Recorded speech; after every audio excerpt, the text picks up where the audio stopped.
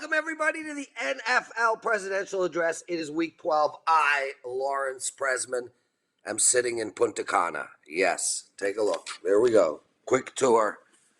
There it is. There it is. So, I got a pool to go to today. Last day here.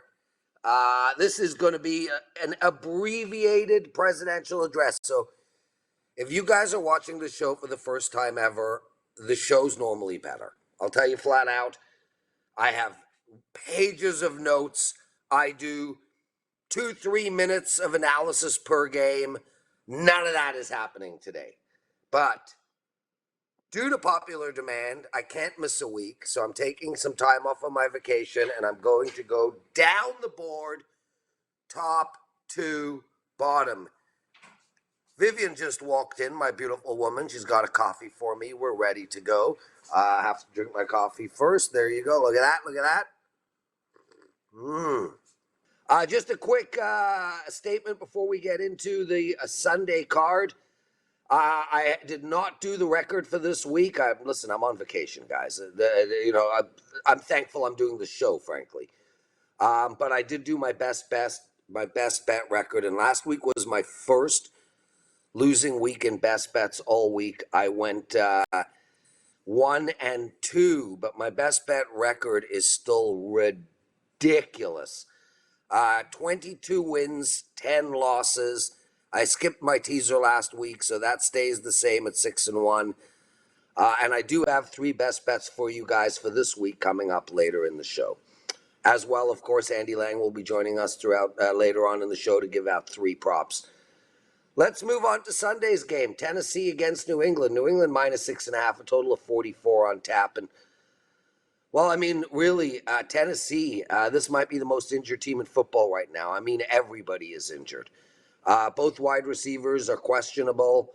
Julio doesn't look like he's going to play. Tannehill didn't look good last week. They're really missing King Henry, obviously. And New England is the surprise of the season for me so far. With that said, I cannot bet New England minus 6.5 in the spot. The bet for me in this game is on under the total. And again, it started at 46.5. It's now 44.5, but there is a 43.5 out there as well. Very interesting because 44 is a key number in totals. If you guys have a chance to get over 43 and under 44.5, please do that. A good percentage of games, I think 6 or 7% of games end on that number. But I like the under in this game, guys. I think, look, we've seen New England score. But I don't think this New England team is defining themselves as a scoring team. Their defense is absolutely outstanding, and Tennessee's defense is playing really well as well. 44.5 seems like a big number to me. This game has got like 17-13 written all over it. I'll take under the total. Next up, we have the New York Jets playing Houston, and kudos to Houston last week for an outstanding performance. Look, that coach is getting the most out of this team, and Tyrod Taylor, albeit terrible amount of passing yards. Tyrod Taylor, much better quarterback than who they had prior to his injury. He's back. I gotta look at nothing in this game, to be honest with you. Had a big chat with Carmine. He likes the Jets in this game, and it might make our circuit card. But I just can't bring myself to bet the Jets as under a field goal. This team does not deserve my money, and I can't bring myself to bet Houston. This team just stinks. So this game we're going to go with a pass. Coffee time.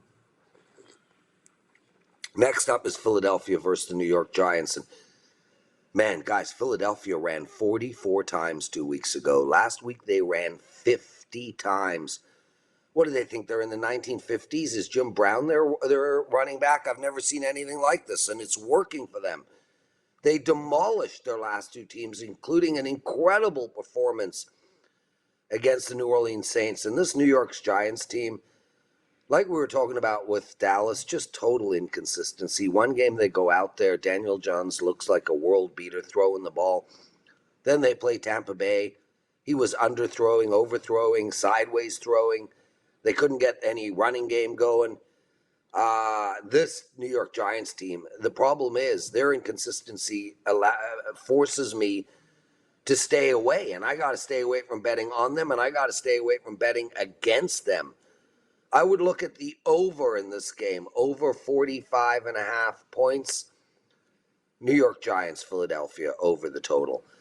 Next up, Tampa Bay, Indianapolis. Before I get into that, I just want to remind everybody this is an abbreviated version of the presidential address. I am on vacation in Punta Cana. This is my last day. It is 33 degrees Celsius out there, which is close to 100 degrees Fahrenheit, and I need to get my tojas to the pool.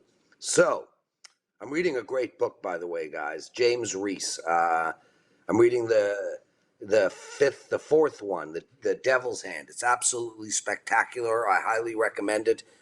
There is a movie coming out with Chris Pratt playing James Reese, so check that out. The movie will be called The Terminalist. That's book number 1. It's outstanding. Anyway, Tampa Bay, Indy. Man, I got to go with Indy here, guys. I'll put it to you this way. I know Tampa Bay is a really, really good football team, but I think Indy might be one of the best football teams in the league right this minute. They went into Buffalo and just manhandled the team. They should have beat Tennessee back 4 games ago.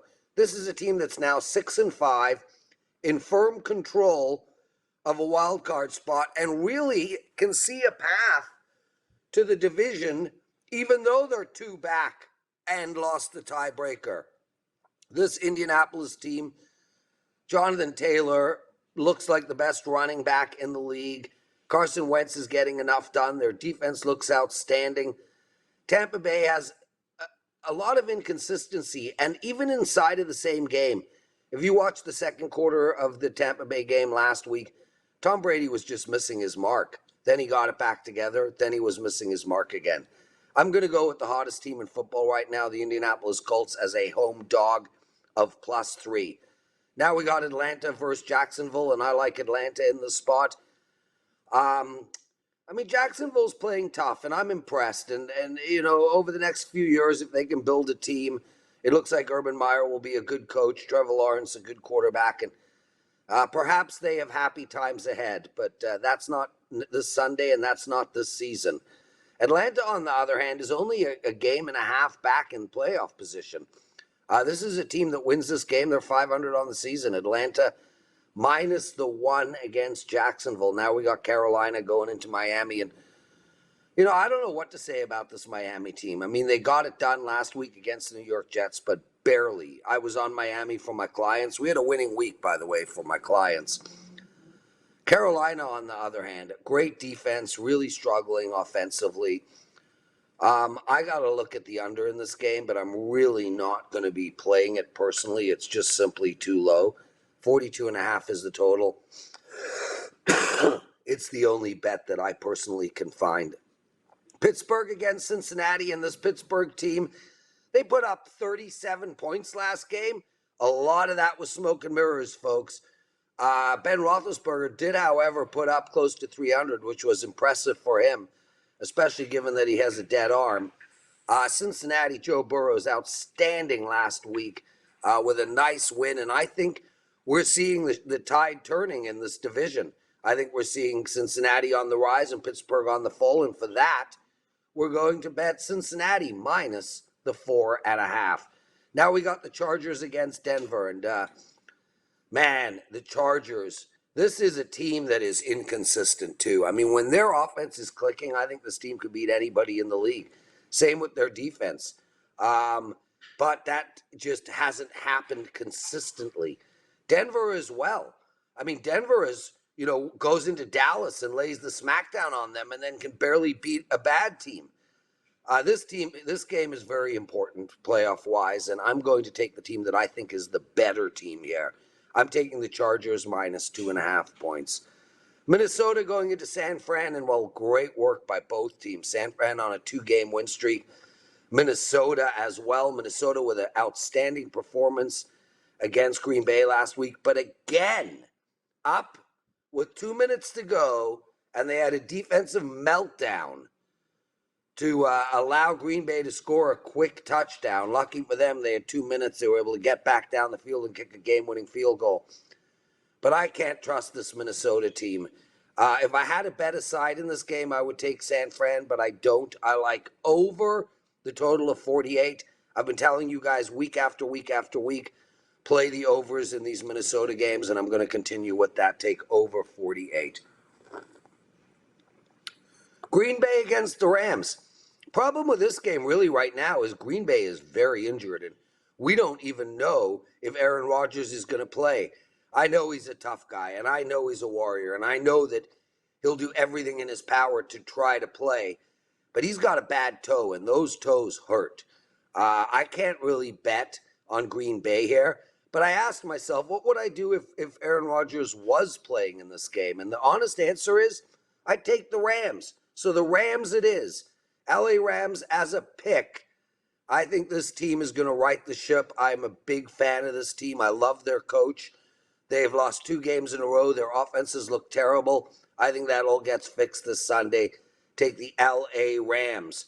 And now we got Cleveland against Baltimore.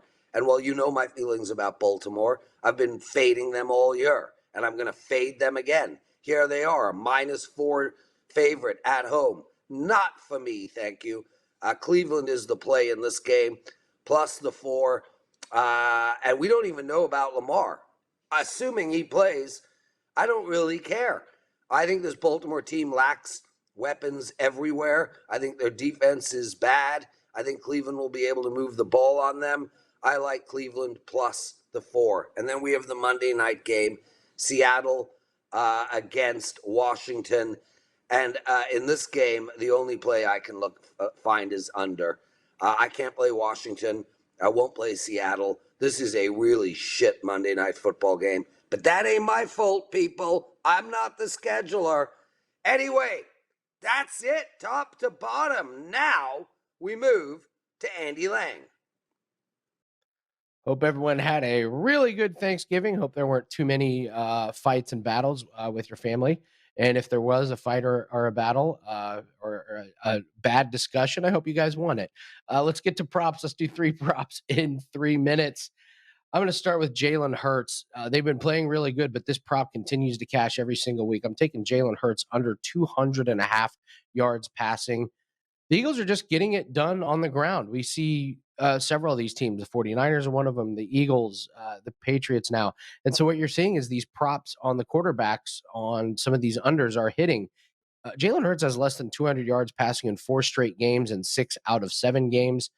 He has less than 19 completions in 6 straight games. The last 2 weeks, they've rushed the ball for over 200 yards. And the Giants are just in a tailspin. They fired Jason Garrett and replaced him with Freddie Kitchens, for God's sake. They don't have a good team. They don't have good coaching. I'm expecting Philly to run all over them, and Hurts is probably not going to have to do much in the passing game, so I'll take him to have another game under 200 yards. So take Jalen Hurts under his passing number. Next play, Rob Gronkowski, over 4.5 receptions. He returned last week, and it's just amazing how comfortable he and Brady are together. He just steps right in, 6 catches, over 70 yards. And that was against the Giants, who are a little bit better than the Colts are against tight end. The Colts are actually the 4th worst team against tight ends.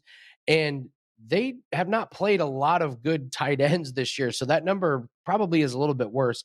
They average giving up over 6 catches a game. And Gronk just looks so good with Brady. He's probably healthy. So expect, listen, I'm from Indianapolis. I follow the Colts team. We do not have anybody to match up against Godwin and Evans and Gronkowski. I would expect Gronk to have a good game. He's a good DFS guy to use this week, but take him over 4.5 receptions. And finally, Joe Mixon will score a touchdown. They're playing the Steelers. Steelers defense, they've been getting gashed by running backs. Eckler had 4 touchdowns total last week. They make 7 touchdowns by running backs the last 3 games against Pittsburgh, and those against Los Angeles, Detroit, and Chicago. Joe Mixon has scored in 7 straight games and has 6 touchdowns the last 3 games. He's been the focal point of that offense. I expect to continue. So give me Jalen Hurts under 200 yards passing, Gronkowski over 4.5 receptions, and Joe Mixon to score a touchdown. Have a great weekend. See you guys next week. Back to you, Prez. Andy Lang, everybody. Can't thank him enough. I'd say I wish he was in Punta Cana, but I really don't. I am minutes away from that pool. I'm going to go swimming in the ocean. It's going to be a fabulous day. All getting ready for tomorrow in the NFL. Okay, best bets. We're going to start with the three of them like I do every week. Rams at a pick'em against Green Bay. New England and Tennessee under the total of 44.5. And the Atlanta Falcons at -1 or a pick against the Jacksonville Jaguars. No teaser for me this week. I couldn't find anything. Guys, it's been a pleasure. I can't thank you enough for all the wonderful comments. I mean, I read these comments, man. I read them to Vivian. I read them, some of them to my kids. It really means a lot. Angry people have the loudest voices on social media, but they only amount to about 1 to 5% of all people. It's the nice people that have quiet voices on social media, except for a lot of you guys when you put up comments about the presidential address. I really appreciate when someone has something nice to say that they take the time to actually do it. Thank you guys, and we'll see you all next Wednesday or Thursday for the next NFL presidential address.